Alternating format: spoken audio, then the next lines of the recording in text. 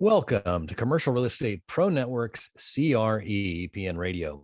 Thanks for joining us. My name is Jay Darren Gross. This is the podcast focused on commercial real estate investment and risk management strategies. Weekly, we have conversations with commercial real estate investors and professionals who provide their experience and insight to help you grow your real estate portfolio. Today, my guest is Marc Betesh. Marc is the CEO and founder of Visual Lease, which helps to improve the financial, legal, and operational performance of commercial leases, and a former commercial real estate lawyer who has helped companies in Fortune 500 companies navigate and manage their leases. And in just a minute, we're going to speak with Marc about 2022 commercial real estate predictions. But first, a quick reminder, if you like our show, CRE PN Radio, there are a couple things you can do to help. You can like, share, and subscribe. And as always, we encourage you to leave a comment. We'd love to hear from our listeners. Also, if you'd like to see how handsome our guests are, be sure to check out our YouTube channel. You can find us on YouTube at Commercial Real Estate Pro Network. While you're there, we would encourage you to please subscribe. Well, and with that, I want to welcome my guest. Marc, welcome to CRE PN Radio. Thank you. Welcome. Nice to be here. Well, I'm looking forward to our conversation today. But before we get started, if you could take just a minute and share with the listeners a little bit about your background. Sure. I work primarily on the occupant side, the tenant side. I'm a real estate attorney. I practiced in New York for a number of years. And way back in 1985, started a business that many landlords hate, which is called lease auditing. I was really the founder of that little mini cottage industry 35 years ago. But I got there because I was so frustrated negotiating leases on behalf of my clients, and realized that despite all the work that we did at the negotiating table, and both sides, by the way, it's not just one side, all the effort and time and expense going into negotiating leases was often really not put into effect in real life. The leases ended up in drawers, and nobody knew what they said. And here I was working so hard to make sure that my client was protected and its interests were protected, especially for large commercial leases, which I worked on almost exclusively, and realized that despite all the great things that I had negotiated at the bargaining table, that our clients, these big companies, really weren't paying any attention after the fact, weren't looking at the clauses. When bills came into them, they didn't pull the leases out. They didn't know what the leases said. Basically, just paying whatever the bill invoices showed, and built a business around going in and trying to help large commercial tenants check their leases to make sure they were getting the benefit of what they bargained for. We built that business fairly successful, represented a lot of large Fortune 50 and Fortune 100 companies. And after about 10 years, realized that the problem still persisted. We were putting a Band-Aid on it. We were correcting invoices, we were correcting bills, but the underlying problem was that companies really didn't know what their leases said. And we saw this very pronounced by pulling a file from a client. A major company would give us their leases. We'd open up a file and we would read the lease, and it would say, for example, the tenant has no obligation to pay for real estate taxes. And then we look on the right side of the file folder, and there's a stamped real estate tax bill paid. And the problem was they just didn't know what the leases said. So we said this could be solved with technology. And we built a software platform called Visual Lease to really make leases visible, to make them transparent, to bring them to the fingertips of whoever needed to see them, not just tenants, but lessors, lenders, whoever needed to see the leases. We now had them organized, summarized, plotted out financially, really created a whole ecosystem around keeping control over leases. that system was successful. We put it into a number of large companies, and we've had some clients now, some customers now that have been with us for over 20 years. The interesting thing is, over the past, I would say the past 8 or 9 years, with all of the new talk about the lease accounting rules, there's been a heavy emphasis on accounting for leases. And so it's an area that we have always dealt with our platform, but now it's really stimulated the market quite a bit, and we've grown pretty substantially over the past 5 years or so. Oh, that's awesome. I can totally appreciate that as an insurance broker. How many times I've seen leases, and I think most often the sentiment as you get towards the end of a deal is just to get it done, Sure. without totally understanding what's in that. I'm curious, in all of your experience, is there any one area that you can point to that's typically overlooked or is usually a trouble spot for tenants in the lease? Well, we tend to focus on the financial terms, which are obviously the most important terms generally. The more complex the lease is, the more likely it is the practice will be to diverge from what the document says. As attorneys, we often work very, very hard to tailor the transaction to the unique situation of our clients. We see two things. We see out and out missteps. We don't often see deliberate overbillings or things like that. It typically is, and the problem of the complexity is not only for the tenants, it's also for the landlords. Everybody has the same problem. You have a lease, it's 125 pages long, give or take. It could be 250 pages long, but you have a very long, very complex lease, and everyone took such care to get it to the right spot. The two problems are, number one, people don't read it, and so they don't know what it says and miss there. And then the second place is that the attorneys themselves don't often get it right. They often get it wrong. They often think they're getting it right. They're trying to express what the parties all agree to. But like we've seen in many contracts, and all of us have seen this, I'm sure you've seen it as well, what you thought you were agreeing to, 5 years later, when you go back and you scratch your head and you say, is that really what I meant? What was this supposed to be capturing? And that's what I mean when I say the attorneys often don't get it right, because they think they've got it, and everyone at the table knows what everybody else means. Add 5 years to that equation, and nobody remembers anything. And so now you're trying to read language in its plain form and trying to decipher what everybody meant. So the more complex provisions, the things that are anomalous, that really go off the standard lease clause, are the things where people make the biggest mistakes. Got it. Well, in Visual Lease, then, are you able to kind of navigate or give more of a rigid framework to that, where people know where to look, so it's not such an abstract or a forgotten?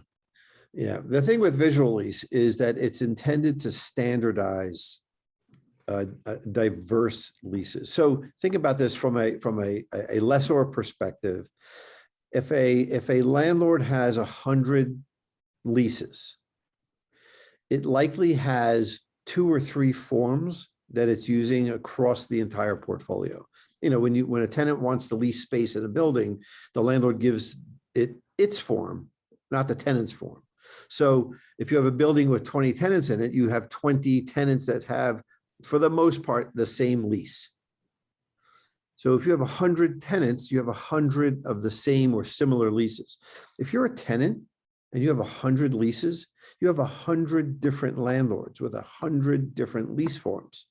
So you can think about how difficult it is to manage this from a portfolio standpoint. What you really need to do is to find a way to standardize all these leases in ways that are important to you. And so what Visual Lease does is it creates a framework so that you can you identify what the important things are. Obviously, we suggest what we think are the most important things, but the beauty of our platform is that it's very flexible. So if you are, for example, a law firm and you want to track things that pertain to the way you operate your law offices, the number of partners, the number of associates, the number of support staff, you can track that. And you can track that. Think about that. If you have 30, 40 leases across the country in a law firm, you'll track that information. And now it's usable for you. You can see where the distribution of the partners and the associates and the support staff are. You can do analyses of the cost per square foot for each of these people.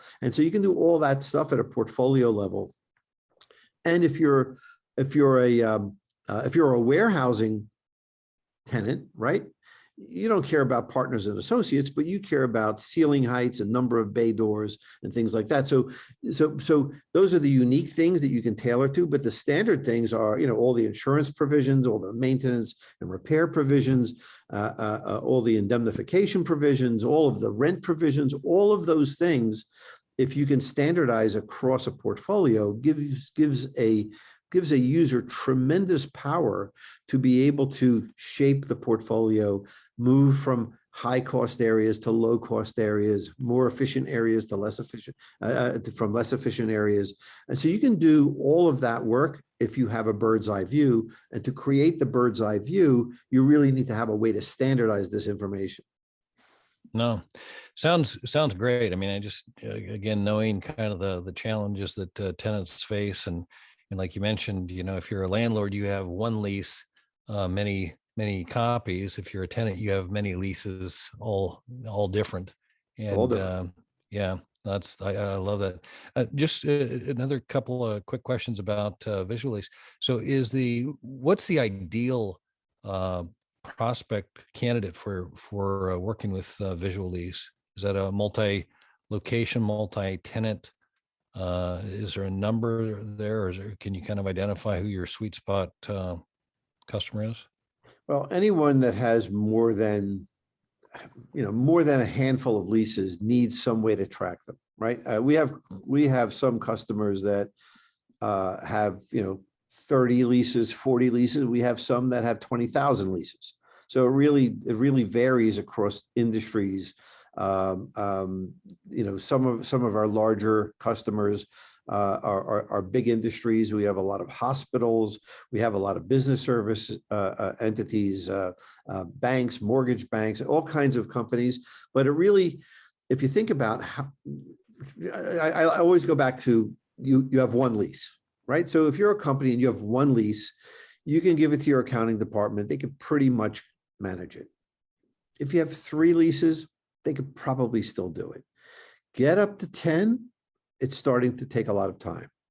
Get up to 20, you really need someone dedicated. You get up to 50, and some of these entities, like I said, have thousands of locations or thousands of leases. And by the way, this isn't just real estate leases. This could also be equipment leases, because we manage equipment leases as well. And you could well imagine that equipment leases are much higher volume than real estate, right? You could have a single real estate office with 100 pieces of equipment in it, or you could be a manufacturer and have all kinds of manufacturing equipment. So, but anytime you have a quantity of leases beyond 10, 15 leases, you really need some way to do it. Some people try to do this with Excel, and Excel is perfectly fine if you're not getting too heavy into the details of these leases. The problem with Excel these days is that because of the new lease accounting rules that are now that have been in place for public companies and are now going into place for private companies, Excel is very, very tough to use, because there's so many calculations and so many nuances to the way the lease accounting has to work, that to do it with Excel will take you 10 times more time than it's worth. Right. No, I love that you shared kind of the ideal and just kind of how the problem exponentially gets harder to manage. And like you said, if you have a couple, it's something that you can probably on the top of your head kind of remember the key points, but as you Sure. get into the multiples and stuff, it just gets out of hand. And I find the same thing even with insurance. With I've got clients that have, they'll start out with a couple of different properties, and they'll have a couple of different policies, and then they just, insurance billing is so much fun. There's usually a policy number. It doesn't tell you the address or whatever kind of thing, and it gets a little complicated. So, same kind of thing. Blanket policies or master policies are a good idea, but anyway, the reason we're talking today, and I want to get into kind of more the topic of our conversation, is more looking forward towards 2022 and what the commercial real estate market holds. I'm curious. You've been doing this since you said 85. You've been in commercial real estate. Yeah. You've certainly seen multiple cycles, highs and lows, and the lows are usually referred to as kind of a correction where there's something economically that happened that stopped the progress. Some people lost, other people were able to pick up good deals. Since the last crash, the Great Recession, 07 to 09. Maybe we start there and kind of talk about what you've seen, and maybe if we can talk about some of the things that historically or the challenges, and then talk about what you see coming next year. So the since that last crash at the end of the 2000s, I think the real estate markets have all steadily improved. They've all built over time. Take out COVID for the time being, and just think about where the economy was going. Everything was strengthening. I think the biggest factor was the acceleration of the internet economy. It probably did a good deal of disruption in the retail sector. It increased the demand in the office sector for all of the knowledge workers that were behind all of the technology. I don't know if logistics and warehousing went through. I mean, logistics grew, warehousing, you have the same number of people consuming the same number of goods. You're just getting them in a different way. So that's why I say there was disruption in the retail sector from the internet economy, but I don't know if there was a disruption in the warehousing sector. But everything seemed to be moving and improving fairly steadily until COVID hit. I think we were seeing. I remember talking about the Dow.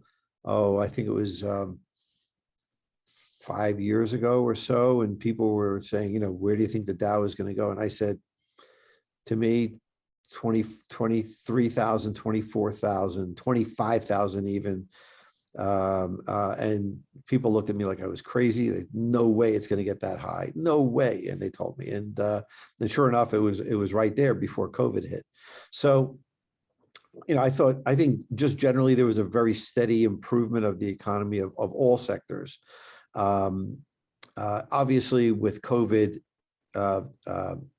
somebody pulled the plug on the drain, and now everything got disrupted. And so, what the real predictions looking forward are really going to be around what has the disruption from COVID really caused, both on a temporary basis and on a permanent basis. I think temporarily, the disruptions are pretty obvious, right? Office buildings are empty. People are working from home. Logistics is exploding because of the new forms of distribution of goods. Retail is pretty badly impacted. And that's kind of what the temporary thing. The more permanent thing. It's funny. I was interviewed a year ago And I was asked what did I think was going to happen? Was there going to be any permanent net effect on the commercial markets? And my prediction was a 5 to 8% net reduction in demand, just because of a shift in behavior.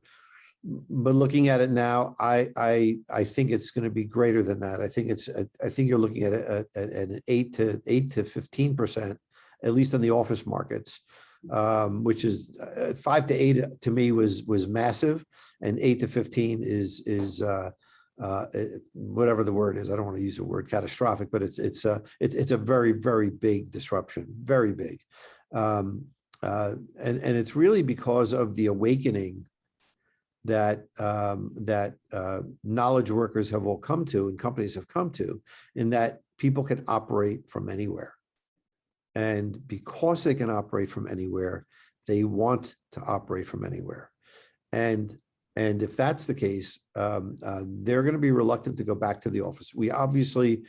There are obvious negatives about not working in the office and not working together and not having the synergy. And we could talk about all that. But if you look at the real behaviors, until those negatives rise up and become significant, which I'm not sure they will, people will adapt.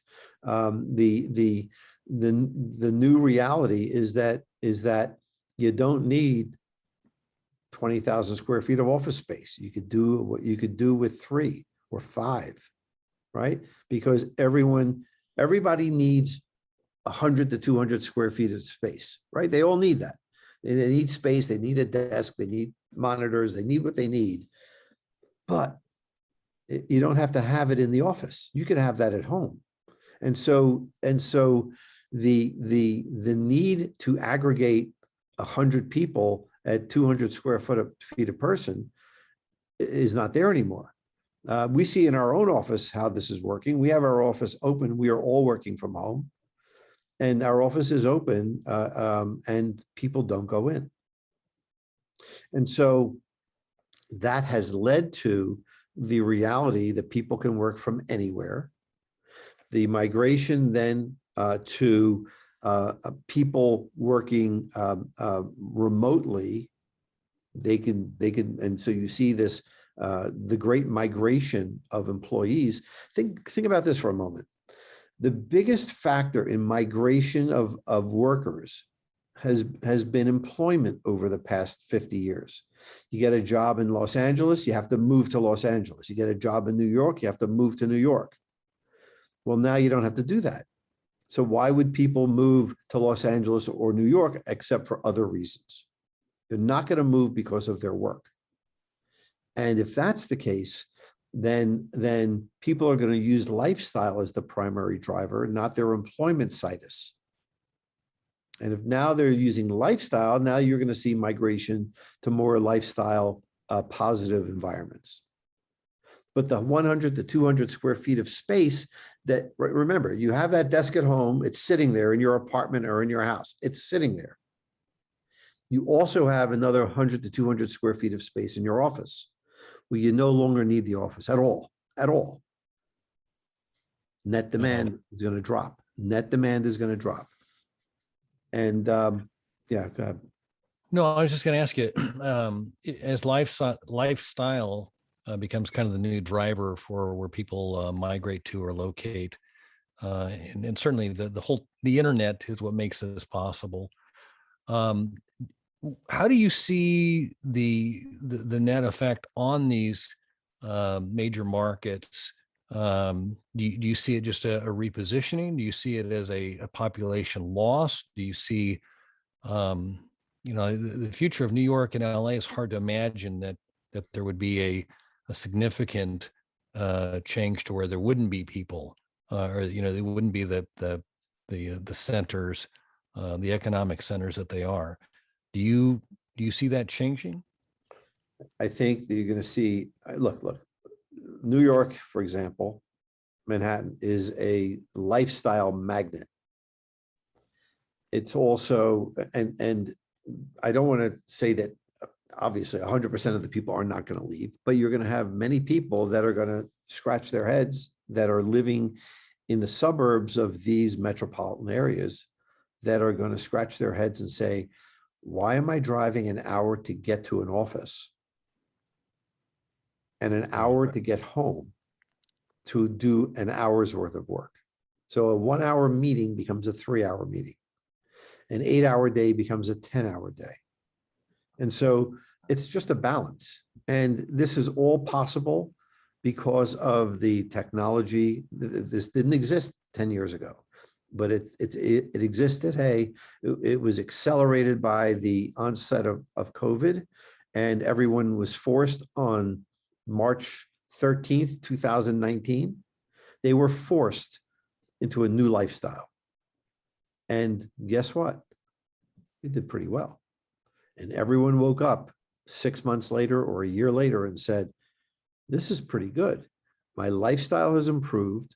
I'm just as productive. In fact, because I'm gaining 2 hours a day, I'm more productive. And I have a better lifestyle. Why would I go back? That's really the key.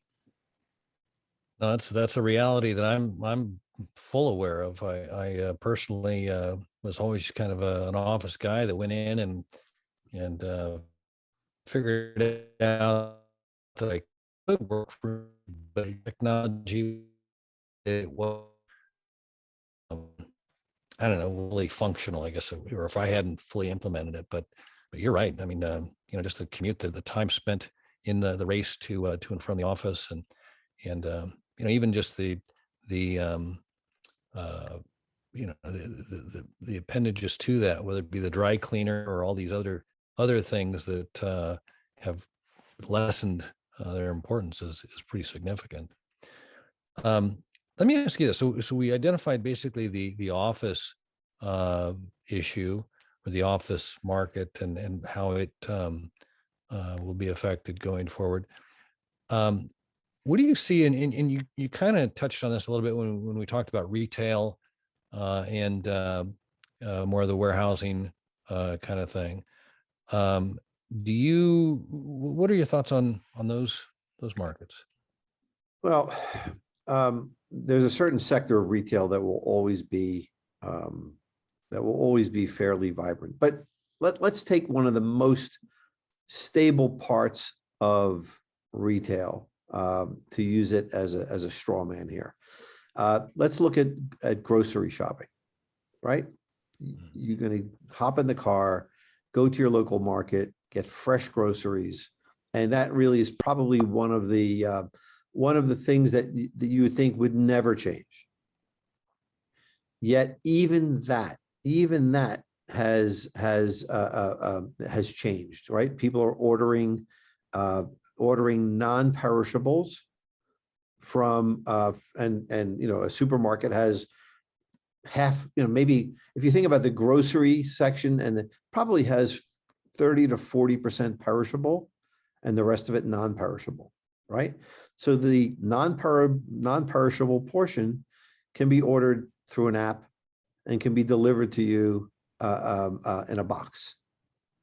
And so even that, and so I see the biggest disruptors here as being the availability and the ease with which you can order and have goods delivered to you. So now you look at that, and all of this is a cost benefit analysis. It's all a balance. We all go through this, all of us, you, me, everyone that we know, it goes through the same thing. Should I order it on Amazon or somewhere else, or should I go to the store? Right? We all go through this. Yep. And you look at the pros and the cons. And by the way, companies like Amazon are looking at this just as much as we are. They look at the pros and the cons. The cons are, I don't have it immediately. The pros are, I can choose from 20 different models, whereas if I go to the store, I'm limited to 3. And so, and the costs are relatively comparable. They might be cheaper one versus the other. So there's this real disruption that comes, forget COVID. COVID just exacerbated it or accelerated this trend. The trend was already there, because I remember when Amazon first came out, I said, this is amazing. I can order, if I want to, I don't know, if I want a charger for my cell phone, I can go to the store and buy one, and they'll have one there or two there. Or I can go to Amazon, see the ratings, pick the one I want, order the one I want, and I'll have it in a day. So if I can wait, I will. That's the cost benefit. That creates a lot of disruption. It makes it very, very difficult for retailers to compete. And so retailers have to find new ways to compete with lifestyle, with the comparable pricing, with comparable availability, with just in time. So they have to create magnets and ways to attract customers in order to entice them to use that experience versus the very sterile experience of ordering online. And so it's just a cost benefit that we all go through. But I think retail it will reach a new equilibrium. But it is definitely shifting right now. I don't think we're at that equilibrium yet. In the retail model, I'm curious, you mentioned a little bit about the office, seeing that the space requirements, if you had 20,000 square feet, you might need 3,000. Do you see something similar in the retail based on, more of the shift to the online option? Do you see like the showroom model being more of a, what's selling that's hot, or a place that you can, do you see any of that changing? I don't know. I often think about this. I don't know, because the more you shrink the in-store experience, the less of a magnet you have. So the natural tendency would be, hey, I'm not selling as much. Let me reduce my footprint. Let me find a way to cut my costs. Let me I'm not going to stock so many different models of this particular item. But by doing that, you're basically cutting your throat, because you're the very thing that might bring people in is the thing that you're cutting back on. And so, but it takes quite a bit of capital in order to compete in that market. You look at retailers like Costco, and you go in there and there are 30, 40 televisions to choose from, right? If you're an electronics store with 10 televisions, you can't compete. You need to have the 30 or 40. You need to have that. And so, and it's the same thing with clothing, and it's the same thing with any kind of in-store shopping. Clothing, I think, clothing is a much more personal experience. I think clothing will stay. I don't think people are ordering a significant amount of attire through online sources. I just think that's something that people, A, like the experience, and B, get a better result. It happens, but I don't think it's that much fun to order 10 dresses or 10 shirts or 10 pairs of pants and then have to return 9 of them. Right. That's interesting. I'm just sitting there thinking as we're talking, the recent experiences for me, and you mentioned like the clothing one. I can remember ordering some shirts, and either they came in the wrong size or something was wrong or whatever, and it was an online purchase. They directed me to the nearest retail place to exchange it rather than ship it back, which in the old days it was ship it back and then they'll credit your account and then you can order something different kind of thing. And I thought, that's kind of like a different way of moving your inventory around, instead of you having a central place. And then if you apply that forward, I'm kind of curious if maybe more of the, the local retail location is not more of a plugged in facilitator of some of the orders, as opposed to that central warehouse model, which, historically kind of a hub and spoke kind of a thing. Because you think about all of the inventory that these, retailers have to have if it's for the in-store experience, versus now a lot of times you're finding that there's a delay to get your, your size or whatever it is you're trying to buy. It's just fascinating. I think, when you look at all of the, all of the technology being applied to all the purchases we make now, and how it's kind of like it's understood. I know even recently I was at a Best Buy, and there's like one piece available for what I need. Normally there's a hook or whatever, there'd be like, two or three hooks, and there'd be all this deep. And I was thinking, like, for something like that, if you're only selling a few of these, it would make more sense to have, more of a connected database. And I assume that's what's going on behind the scenes, that there's some sort of a way that when you go and you buy it, it could come from any one of their locations, as opposed to the local one that I went to I was hoping to get taken care of right then. But fascinating. Yep. That's what happens. I mean, the in-store experience is one of smelling, touching, feeling, seeing with your own eyes, not looking at a screen, to be able to buy things. And that sensory experience is very important. The other thing that will happen with retail, if retailers are smart, is they will stress the in-store personal experience that they will get. We're all human beings. We're not robots. We're not machines, and we like the good in-store experience. And then, by the way, these days, and I'm sure you've experienced the same thing, because of shortages in labor,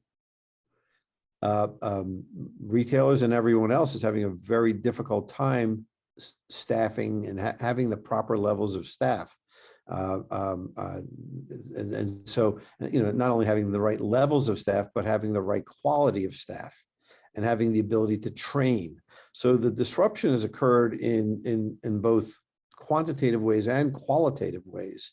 And that creates additional difficulty for retailers. And we've all been there. We've been in stores, we've been in restaurants where they can't find, like restaurants, for example. I know I've experienced this personally, where the waiters, the wait staff are terrible. And if you mention it to the management, they'll say, yeah, we had to use our bus staff in order to wait the tables because we can't get waiters.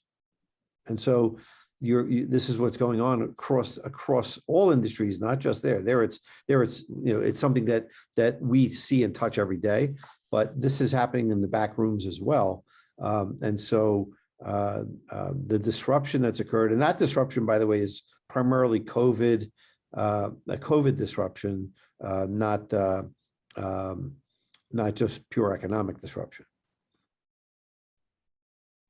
Right.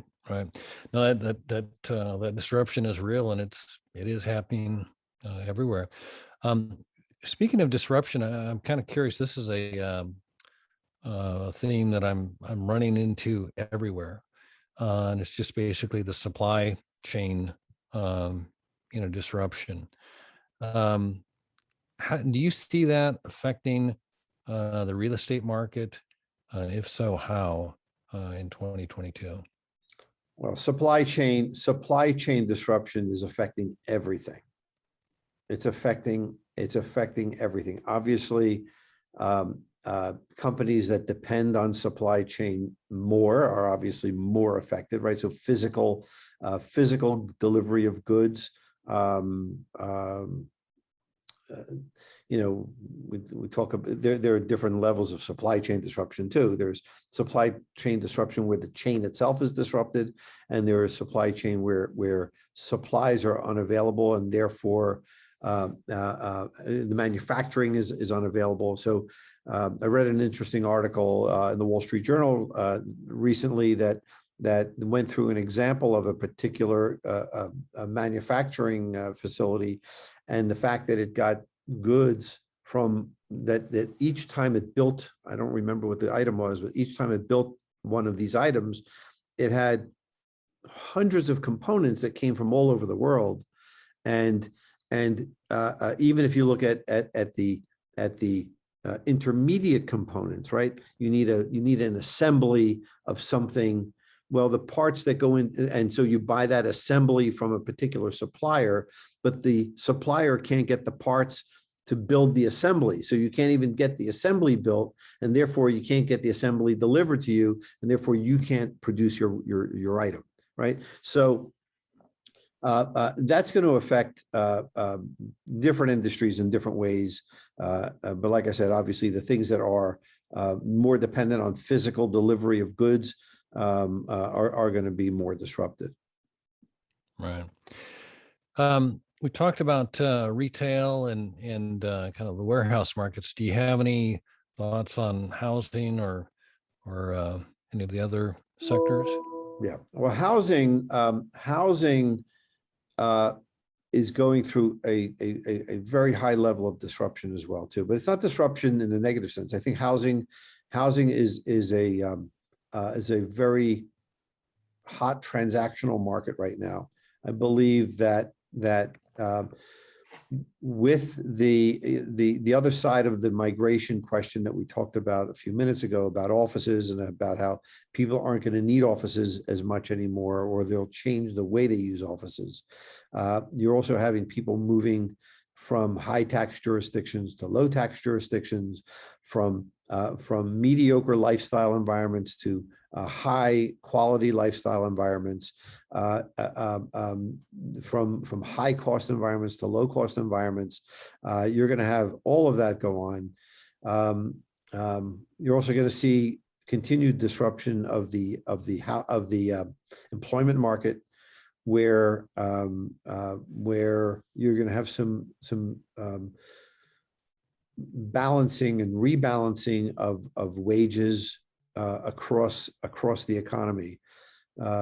People that are being hired in one place that work in another place, you're going to have some rebalancing that goes on there as well in terms of salaries and wages. But I think the housing market, from a real estate perspective, will continue to be very hot. People are all moving. There are quite a few transactions right now. I think the real estate residential brokerage market is probably, in my opinion, going to be one of the hottest areas. Got it. So let me ask you this: looking forward, the real estate market's been kind of on an upward trend, except for, as we've talked about, some of the retail and office as of late, which are more of a COVID kind of onset. Do you see a wrinkle or a reset across the board, or do you think that it will be kind of market to market, asset class to asset class, based on any kind of potential correction coming? First, I think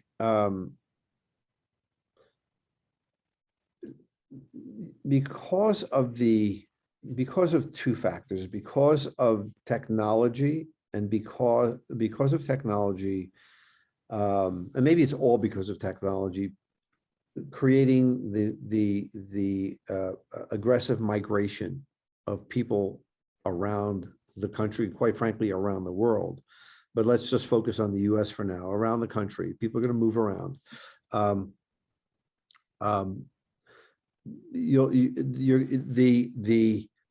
The ability to predict and the ability to understand the uses of each of these. Let me go back. What I see is that you're going to have a widening of the markets. In the following sense, you're no longer going to look at localized markets. You're going to look at national markets, because people can move around freely and you have less restrictions. You're going to see an opening of the markets. The good analogy is that of labor that I alluded to a minute or two ago. So let's say you have a person that lives in the Midwest, that earns for their job, let's say $50,000 a year, and they see a remote job in New York City, the same job, but if they were to live in New York City and they took that job would be $100,000 job. But because they live in the Midwest it's a $50,000 job locally there. Well, they're going to be very attracted to the $100,000 position.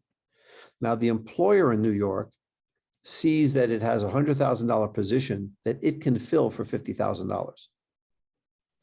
And what will happen is the $50,000 job will be, it won't be 100, but it won't be 50 either. It'll be 60, it'll be 65. There will be an equilibrium that little sub-market will reach. And the employers in New York will be able to hire people for less because they're a high cost jurisdiction. And the local people in the Midwest will start flocking to the jobs that are paying higher.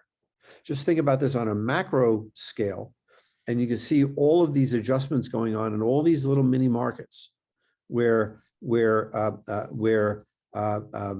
it's almost like a dilution of the concentration of the labor markets, whether they're low cost labor markets or high cost labor markets. You're going to see a dilution of that across a wider and broader economy. And that all causes disruption. And it will be asset to asset. It will be industry to industry. It'll be wherever it is. But the fact that I often think about the development of Europe, and Europe developed the way it did primarily because of the geography, right? You have very high mountainous regions that separate one group of people from another group of people, and they all go off on their own, and they all develop their own unique cultures, right? So if you were to mow down all the mountains, you would see a blending and a migration that would occur that otherwise couldn't overcome the mountains before. It's the same thing here. The walls between markets are now dropping. Technology is causing those walls to drop. And therefore, you're having more migration, more dilution of concentrated markets, and this is the biggest disruption that I see. And yes, you'll have intermediate disruption in the office market, the retail market, the housing market. All these things will adjust, and then they'll reach a new level of equilibrium. I don't think it's going to happen for another 5 to 10 years, but I think over the next 5 to 10 years, you're going to see a real awakening and an adjustment to the economy until we find a new normal.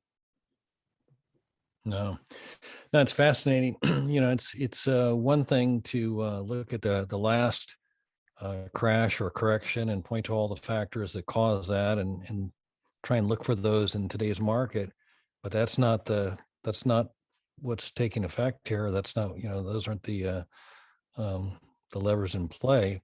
And kind of like what you said, I that whole blurring of the marketplace and even, an example you provided, the Midwest employee and the New York employer, that new middle ground, it's a win-win for both. That's right. And I think that's that's pretty interesting when you think about that, how that will shake out there. But you kind of have to look at the trends and just kind of extrapolate them, just extend them to their logical conclusions. And you could just see how, that conversation that I just had about 50,000 versus 100,000, right? That's going to take some time. It's not going to happen right away, but you'll see the employer will have a choice of 2 comparable employees, one for 50 and one for 100. Or one for 60 and one for 70, whatever it is. It's going to be 50 and 100.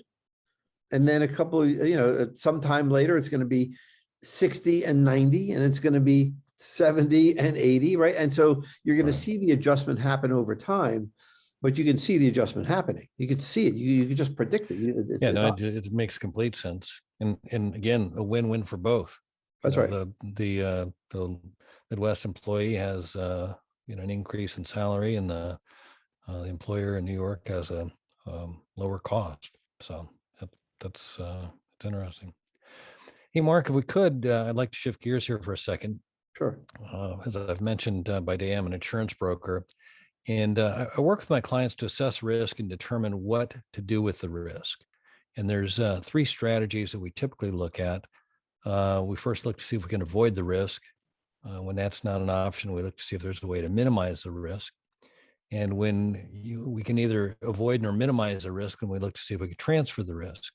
And that's what an insurance policy is.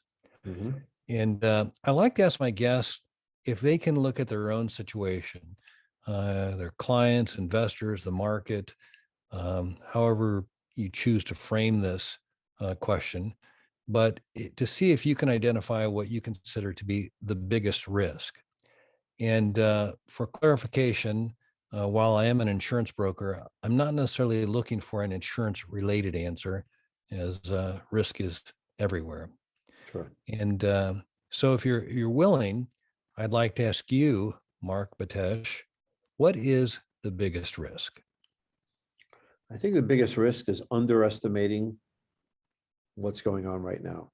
I just think about the discussions I've had here and in prior conversations about, for example, the office market. If you don't, nobody likes to see negativity. Nobody likes to predict doom and gloom. But if you're not fully informed and understand the trends that are going on, you are going to make bad decisions.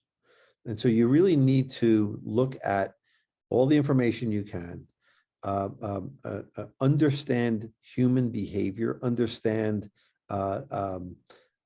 what's predictable, what's not predictable. You're never going to predict things that are not predictable, but you need to be able to understand the things that are, and use your own common sense to determine where you think things are going. The real estate markets, the one thing we know for sure is that they're not going to stay the way they are. So now the next step is, how will they change?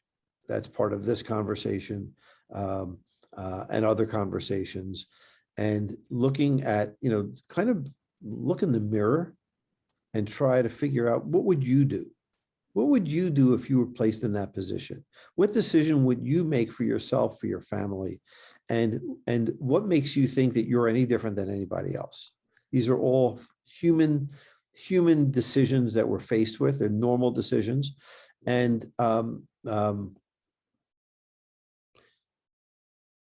when you get in the car in the morning to commute to work and you don't have to, what's the human decision you're going to make? I hate this. Before we put up with it, it was something that we didn't have a choice about. When you start to have choices, you start to think about those choices. And so when you talk about risk, the risk to me, we could quantify all kinds of risks, but the real risk is being uninformed and trying to believe theories that you don't truly own yourself. Look at your own behavior, look at the way people behave, and then you instinctively, all of us instinctively know what's happening. We may not like it. We may not be used to it, but we understand it. And you have to rely on that gut. No, I think there's a lot of truth in that, and I appreciate you sharing that. Hey, Marc, where can listeners go if they'd like to learn more or connect with you? So we have certainly our website, visuallease.com, has our product. KBAlease.com has our lease audit services.